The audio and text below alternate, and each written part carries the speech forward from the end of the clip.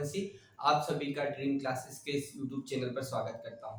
जैसा कि आप सब जानते हैं कि मध्य प्रदेश पुलिस एग्जाम्स आने वाला है, उसके लिए हम मध्य प्रदेश जीके से संबंधित क्वेश्चंस आपके लिए लेकर आए हैं जो आपके लिए बहुत इंपॉर्टेंट होने वाले हैं। तो देर न करते हुए हम क्लास को शुरू करते हैं, वीडियो को शुरू करते हैं। यदि आप हमारे यूट्यूब चैनल पर नए हैं तो हमारे यूट्यूब चैनल को सब्सक्राइब कीजिए, लाइक कीजिए और शेयर कीजिए। कमेंट करना ना भूलें, आपका कमेंट हमारे लिए उत्साह का कार्य करेगा। आप जरूर बताएं कि आपको हमारी क्लास समझ में आ रही है या नहीं। आप जरूर अपना सुझाव रखें। चलिए आइए, तो जैसे कि आप सब जानते हैं कि मध्य प्रदेश जो है भारत का हृदय प्रदेश के नाम से भी जाना जाता है। यानी कि भारत में हम ये कह सकते हैं भारत के मध्य में स्थित है, इसलिए इसे क्या कहा जाता है, हृदय प्रदेश भी कहा जाता है। तो मध्य प्रदेश जो part A, part B, part C को मिलाकर बनाया गया है एक मध्य प्रदेश, जो वर्तमान में आप देखते हैं कि भारत का क्षेत्रफल की दृष्टि से दूसरा सबसे बड़ा देश है। तो मध्य प्रदेश जो है हृदय प्रदेश के नाम से भी जाना जाता है। मध्य प्रदेश नदियों का मायका के नाम से जाना जाता है। मध्य प्रदेश को टाइगर स्टेट के नाम से भी जाना जाता है। मध्य प्रदेश सोया स्टेट के नाम से जाना जाता है।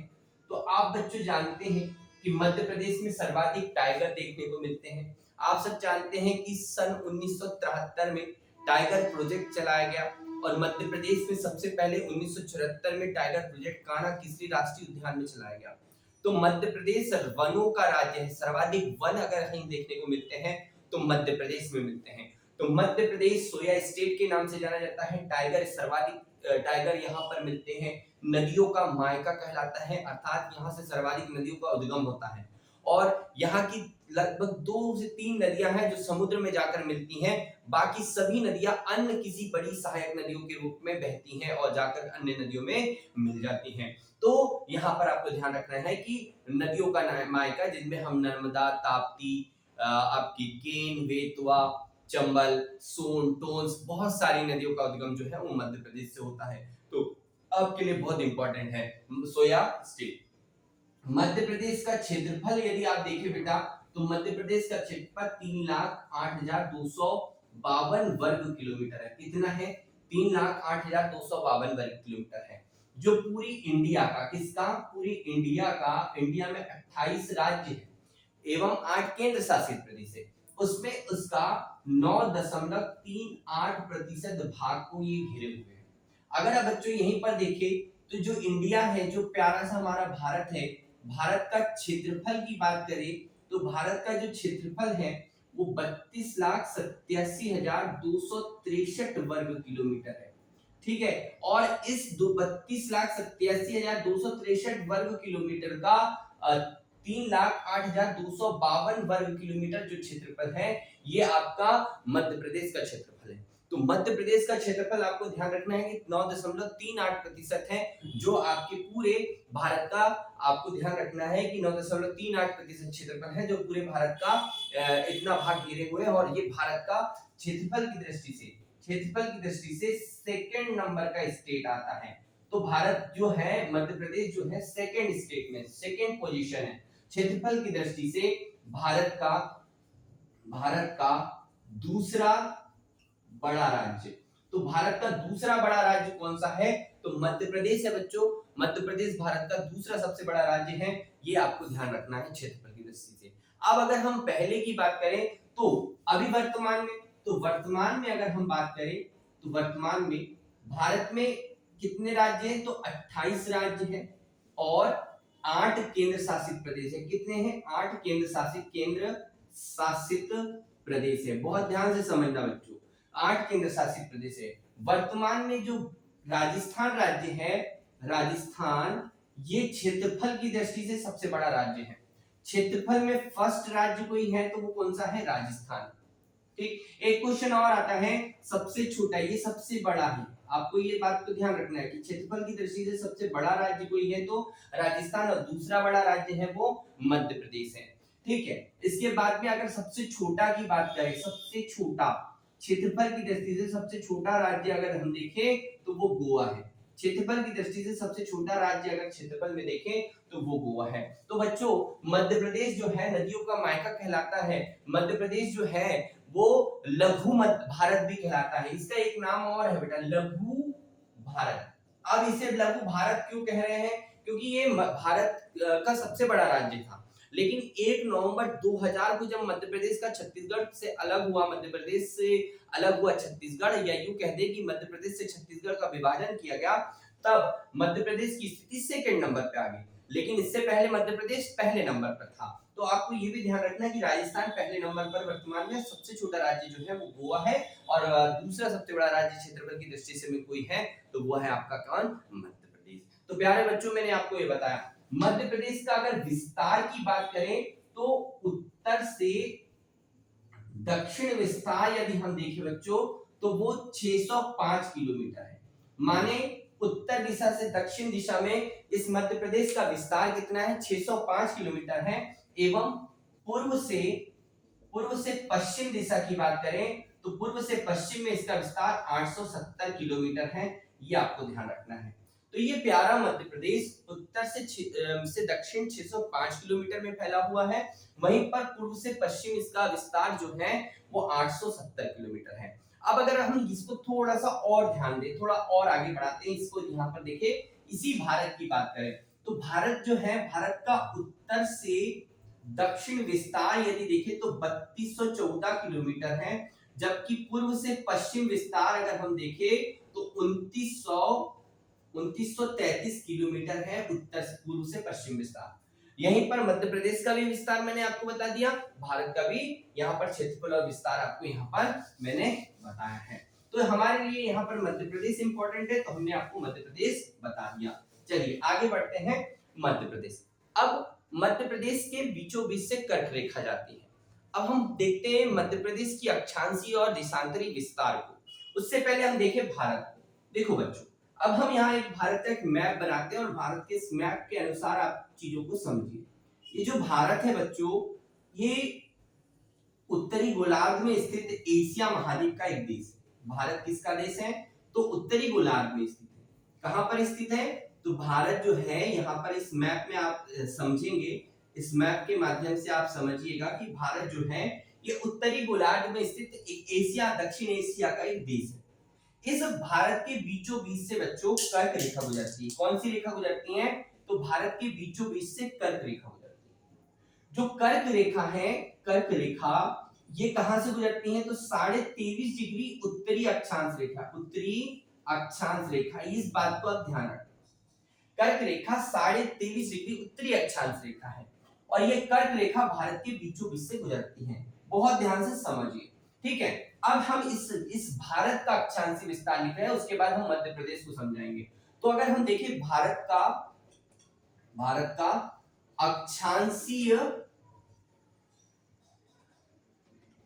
अक्षांशीय विस्तार की बात करें बेटा तो 8 डिग्री 4 मिनट से 37 डिग्री 6 मिनट उत्तरी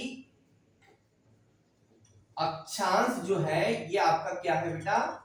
उत्तरी अक्षांश जो है वो क्या है बेटा? आपका अक्षांशीय विस्तार है। तो ये जो भारत का ये नीचे वाला ये केप केमोरिन है, ये क्या है? 8 डिग्री 4 मिनट से। जब हम आगे बढ़ते हैं अक्षांशीय विस्तार में तो ऊपर आते हैं और यहाँ पर आते हैं तो ये 37 डिग्री 6 मिनट उत्तरी अक्षांश कहलाता है, ठीक। इसी तरह हम ये अक्षांश की बात करें, अगर हम कहें देशांतरी विस्तार, तो देशांतरी विस्तार की बात जब हम करते हैं बच्चों तो देशांतरी विस्तार आता है 68 डिग्री 7 मिनट से 97 डिग्री 25 मिनट पूर्वी देशांतर। अब आपके मन में बहुत सारे सवाल आ रहा होगा कि सर ये उत्तरी अक्षांश क्या है और पूर्वी देशांतर क्या है? तो उत्तरी अक्षांश अर्थात जो 0 डिग्री विषुवत रेखा, अगर आप ध्यान से देखिए इस ग्लोब की बात करें तो इस ग्लोब में खींची गई ये आड़ी काल्पनिक रेखा, ये विषुवत रेखा है। 0 डिग्री आपकी अक्षांश रेखा हमने यहाँ पर बना दी। तो 0 डिग्री अक्षांश रेखा को विषुवत रेखा कहा जाता है और इस विषुवत रेखा से उत्तरी ध्रुव और यहाँ पर दक्षिण ध्रुव है, तो विषुवत रेखा के उत्तरी ध्रुव के बीच की अक्षांश रेखा जो होती है वो उत्तरी अक्षांश रेखाएं हैं, तो उनको हम उत्तरी अक्षांश कहते हैं। और नीचे वाले भाग की जो अक्षांश रेखाएं हैं उनको हम दक्षिण अक्षांश रेखा कहते हैं, जबकि उत्तरी ध्रुव को दक्षिण ध्रुव से मिलाने वाली रेखाएं जो होती हैं वो देशांतर रेखा कहलाती हैं। तो आपकी इस तरफ जो पूर्व दिशा में जो अक्षांश रेखा देशांतर रेखाएं हैं उनको पूर्वी देशांतर कहेंगे सॉरी, जबकि पश्चिम में है तो उनको पश्चिमी देशांतर कहेंगे। तो हमारा जो मध्य भारत है ये कहां पर है, तो इस ग्लोब के अकॉर्डिंग हमारा जो भारत है इस उत्तर पूर्व वाली दिशा में। तो अक्षांश कौन सा है, उत्तरी अक्षांश है, और देशांतर कौन सी है, तो पूर्वी देशांतर है। तो बच्चों अगर हम देखें तो मध्य प्रदेश, अब मध्य प्रदेश की बात करें तो मध्य प्रदेश कर्क रेखा मध्य प्रदेश के 14 जिलों से गुजरती है। अब बच्चों आपको बता दूं कि ये जो कर्क रेखा है मध्य प्रदेश से नहीं, गुजरात लिख देता हूं मैं, गुजरात, राजस्थान, मध्य प्रदेश, छत्तीसगढ़, झारखंड, वेस्ट बंगाल, त्रिपुरा और मिजोरम से भी गुजरती है। तो प्यारे बच्चों, कर्क रेखा भारत के 8 राज्यों से होकर गुजरती है। उन 8 राज्यों में आता है गुजरात, राजस्थान, मध्य प्रदेश, छत्तीसगढ़, झारखंड, वेस्ट बंगाल, त्रिपुरा और मिजोरम। ठीक है, अब मध्य प्रदेश की ये कितने राज्यों से गुजरती हैं, तो मध्य प्रदेश के कितने जिलों से गुजरती हैं, तो ये मध्य प्रदेश के, आपको मैंने बताया कि मध्य प्रदेश की ये 14 जिलों से होकर गुजरती हैं। चलिए थोड़ा और आगे हम यहाँ पर बढ़ते हैं और देखते हैं इस मध्य प्रदेश के बीचों बीच में, इस भारत के बीचों बीच में हम एक क्या है सुंदर सा मध्य प्रदेश का निर्माण करते हैं, और उससे आपको और ज्यादा चीजें क्लियर हो जाएगी। ठीक है, जो आपकी ये मध्य प्रदेश ये बन गया। ये जो मध्य प्रदेश है बच्चों, ये मध्य प्रदेश जो है, इस मध्य प्रदेश की अक्षांशीय स्थिति को देखें तो बीचों बीच से गुजरती है। कर्क रेखा जो है, कर्क रेखा मध्य प्रदेश के मध्य से गुजरती है। कहां से गुजरती है, तो मध्य से गुजरती हैं। तो आप यहाँ पे देख सकते हैं कि ये मध्य प्रदेश के मध्य से गुजर रही हैं, और इसी मैप को हम थोड़ा और यहाँ पर आगे बढ़ाते हैं तो इसको और आपको क्लियर कर देते हैं कि जो मध्य प्रदेश है,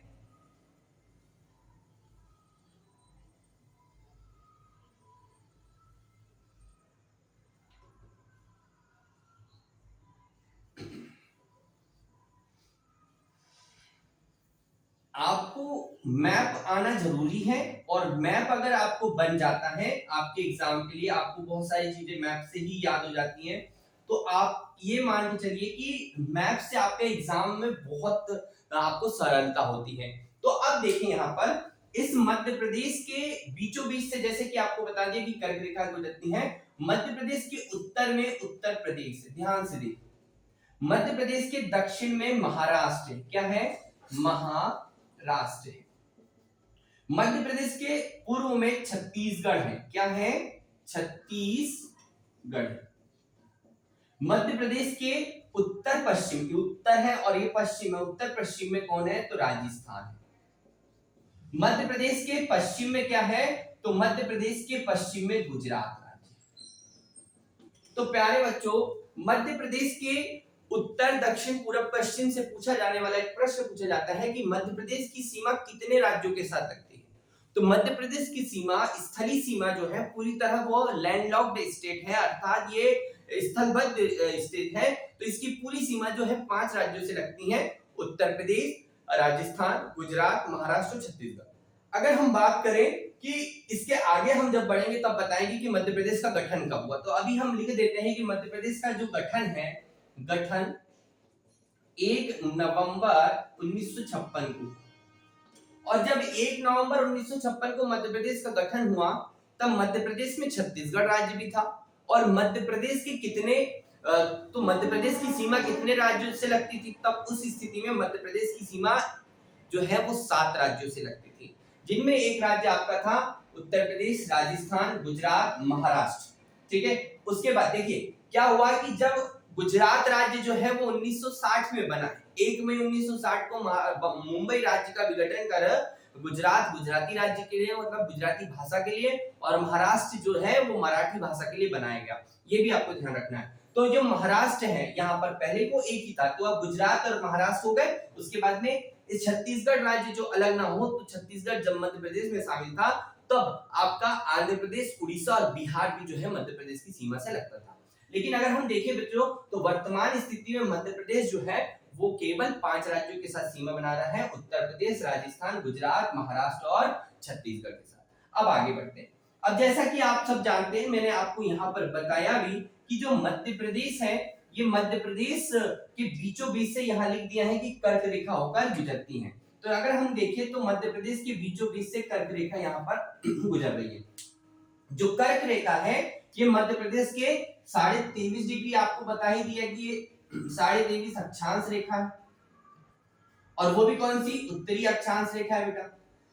तो ये मध्य प्रदेश के रतलाम, उज्जैन, शाजापुर वाला, राजगढ़, सीहोर, भोपाल, आपका सागर, कटनी, जबलपुर, आपका शहडोल और अनूपपुर जिले से होकर ये गुजरती है। तो 14 जिलों से होकर ये आपकी कौन सी कर्क रेखा गुजरती है। इस कर्क रेखा के आधार पर अगर हम देखें तो इसका यहाँ पर तो देखो भारत का अक्षांशीय विस्तार है, तो हम यहाँ पर मध्य प्रदेश का अक्षांशीय विस्तार लिखते हैं। तो मध्य प्रदेश का अक्षांशीय विस्तार, अब मध्य प्रदेश का अक्षांशीय विस्तार कितना है, तो मध्य प्रदेश का अक्षांशीय विस्तार है आप 21 डिग्री 6 मिनट से 26 डिग्री 30 मिनट उत्तरी अक्षांश है। अब आप यहां पर ध्यान देंगे कि इस 21 से 26 के बीच में 23 आता है, और वो भी हाफ 23, और हमने आपको बताया कि हाफ 23 क्या है, आपकी कर्क रेखा, ट्रॉपिक ऑफ कैंसर, ठीक है। कर्क रेखा को माही नदी 2 बार काटती है, ये प्रश्न आता है कर्क रेखा। चलिए आगे बढ़ेंगे, हम बताएंगे आपको बहुत सारी नदियों से। तो यहाँ पर जो ये वाला जो बिंदु है, ये वाली लाइन जो मैंने आपको बनाया, इसको हम 21 डिग्री 6 मिनट लिखेंगे, और जैसे जैसे हम ऊपर पहुंचते हैं तो मुरैना आता है, यहाँ आता है 26 डिग्री 30 मिनट, ठीक। तो मध्य प्रदेश का दक्षिणी जिला कोई है तो वो है बुरहानपुर, और मध्य प्रदेश का उत्तरी जिला जो है वो मुरैना है, ठीक। इसके बाद अगर हम यहाँ अक्षांश की बात कर रहे हैं, अब हम बात करते हैं देशांतरी की, देशांतरीय विस्तार की बात करें तो देशांतरीय विस्तार 74 डिग्री 9 मिनट 2 से 82 डिग्री 48 मिनट के बीच में जो है मध्य प्रदेश का देशांतरी विस्तार है, वो भी कौन सा बेटा, पूर्वी देशांतर। बहुत सिंपल है, मैं आपको बहुत सरल शब्दों में समझाने का प्रयास कर रहा हूं। तो मध्य प्रदेश का क्या है, पूर्वी देशांतर है, यहाँ पर विस्तार है। तो गुजरात के बड़ोदरा जिले से लगने वाला यह बिंदु, ये जो बिंदु है, ये इसका अगर हम नाम देखें तो ये है, यहाँ पर लिखा है 74 डिग्री 9 मिनट पूर्वी देशांतर, और इस वाले बिंदु की बात करें तो 82 डिग्री 48 मिनट है बेटा। तो इस बिंदु का नाम यहां पर अगर हम देखें तो इसको अलीराजपुर नाम दिया, अलीराजपुर। अभी लास्ट इसी मंथ में अलीराजपुर का नाम अलीराजपुर शिवरत कर दिया गया है। फिर इसके बाद में ये हमारा पश्चिमी जिला है, कौन सा जिला, पश्चिम, ये दक्षिण, पूर्व, तो पूर्व में कौन सा जिला है, सिंगरौली, कौन सा है, सिंगरौली। जबकि आपके उत्तर में कौन सा जिला है, उत्तर जिला, तो उत्तरी जिला आपका हो गया मुरैना। भारत, आपके मध्य प्रदेश की राजधानी जो है वो भोपाल है, ठीक, भोपाल है। तो मध्य प्रदेश का उत्तरी जिला मुरैना है, मध्य प्रदेश का दक्षिणी जिला बुरहानपुर, पूर्वी जिला सिंगरौली और पश्चिमी जिला अलीराजपुर। और बच्चों अब अगर हम देखें तो इस मुरैना वाले बिंदु से लेकर इस बुरहानपुर वाले बिंदु की औसत लंबाई को हम देखिए, वही उत्तर से दक्षिण विस्तार हमने आपको बताया, सॉरी 605 किलोमीटर बताया, वही पूर्व से पश्चिम विस्तार जो है हमने आपको बताया 870, यहां से यहां और यहां से यहां बताया। इस मध्य प्रदेश का जो आकार है वो कैसा है, तो आयताकार है, आयताकार आकृति है, ठीक है। मध्य प्रदेश में वर्तमान में 55 जिले हैं। कितने जिले हैं बेटा? 55 जिले, 55 जिले। और मध्य प्रदेश में कितने संभाग हैं? तो संभाग की संख्या अगर हम देखें तो 10 संभाग। तो मध्य प्रदेश में 55 जिले हैं और 10 संभाग। इस मध्य प्रदेश के 14 जिले जो है वो उत्तर प्रदेश के साथ सीमा बनाते हैं, 10 जिले राजस्थान के साथ, केवल मध्य प्रदेश के 2 जिले जो है वो गुजरात के साथ सीमा बनाते हैं, 9 जिले महाराष्ट्र के साथ और 7 जिले जो है वो छत्तीसगढ़ के साथ अपनी सीमा साझा करते हैं। तो आपके एग्जाम में यहां से बहुत सारे क्वेश्चन पूछे जाता है। मध्य प्रदेश का जो राजकीय पक्षी है वो दूधराज है, paradise fly catcher Madhya Pradesh का राजकीय पक्षी। मध्य प्रदेश का जो वृक्ष है वो बट वृक्ष है, राजकीय वृक्ष जो है वो बट वृक्ष है। मध्य प्रदेश की मछली जो राजकीय मछली है वो महासीर है। मध्य प्रदेश का जो फूल है वो सफेद लिली, जिसको आप ध्यान रखेंगे सफेद लिली के नाम से जिसे हम जानते हैं। मध्य प्रदेश का जो खेल है ये मलखम है, बहुत इंपॉर्टेंट, कई बार एग्जाम में पूछा जाता है कि मध्य प्रदेश का जो राजकीय खेल है वो मलखम है और मलखम अकादमी कहाँ है? तो उज्जैन में है। और मलखम से संबंधित एक खेल पुरस्कार दिया जाता है, प्रभास जोशी खेल पुरस्कार, जो मलखम के क्षेत्र में दिया जाता है। तो आपको ये ध्यान रखना है कि मध्य प्रदेश का जो राजकीय पशु है वो बारहसिंगा है, मध्य प्रदेश का जो पक्षी है वो दूधराज पैराडाइज फ्लाई कैचर है, मछली जो राजकीय मछली है महासीर है, ठीक है, वृक्ष बट वृक्ष है, और भी साथ में मैंने खेल भी बताया। तो आपके एग्जाम में यहाँ से क्वेश्चन पूछा जाता है, बहुत बार क्वेश्चन पूछा जाता है। तो जैसा कि मैंने आपको इस वीडियो में लगभग आपको मध्य प्रदेश की सामान्य जानकारी बताया, अब अगली कक्षा से हम पढ़ेंगे मध्य प्रदेश का पुनर्गठन और मध्य प्रदेश का निर्माण। जैसा कि आज जो मध्य प्रदेश दिख रहा है, इस मध्य प्रदेश की जर्नी को हम देखेंगे तो वर्ष 1947 में जब देश आजाद हुआ तब भारत में अनेक रियासतें हुआ करती थी। 565 रियासतों का एकीकरण करके वर्तमान भारत का निर्माण किया गया। तो उस एकीकरण में बहुत सारी रियासतें हुआ करती थी, मध्य प्रदेश में भी रियासतें हुआ करती थी, होलकर रियासत, सिंधिया रियासत जो है आपकी, बहुत सारी रियासतें और भी छोटी छोटी रियासतें यहाँ पर हुआ करती थी, भोपाल एक रियासत था। तो इन सबको शामिल करके मध्य प्रदेश का स्वरूप 1 नवंबर 1956 को तो पुनर्गठन किया, लेकिन 1947 को गठन किया। तो हम यहाँ पर मध्य प्रदेश के पुनर्गठन को पढ़ेंगे जो 1947 से लेकर 1 नवंबर 1956 तक के होगा, फिर उसी के साथ 1 नवंबर 1956 से 2000 तक के होगा, मतलब 1 नवंबर 2000 तक, और तीसरा जो 1 नवंबर 2000 से वर्तमान तक। 3 चरणों में हम मध्य प्रदेश के गठन, पुनर्गठन और उसके विभाजन को पढ़ेंगे। तो आपको हमारी ये क्लास कैसी लगी? आप हमारी क्लास को शेयर कीजिए, कमेंट कीजिए और अपने दोस्तों तक पहुंचाइए। देखिए बच्चों, ये जो भी मैं आपको बिंदु बता रहा हूँ ये सारे के सारे आपके एग्जाम ओरिएंटेड है। आपके MP police constable, MP ASI, SI, steno SI और अन्य एग्जाम में पूछे जाएंगे। खासकर एमपीपीएससी 2026 प्री आने वाला है, उसके लिए आपके लिए बहुत ही इंपॉर्टेंट क्लास होने वाली है। तो आप बने रहिए ड्रीम क्लासेस के साथ। मैं हूं आपका अपना राजदीप रघुवंशी। आप हमें सहयोग कीजिए, आप हमें कमेंट कीजिए, ज्यादा से ज्यादा लोगों तक शेयर कीजिए, तभी हम आपको क्वालिटी के साथ अच्छी क्लासेस दे पाएंगे। धन्यवाद।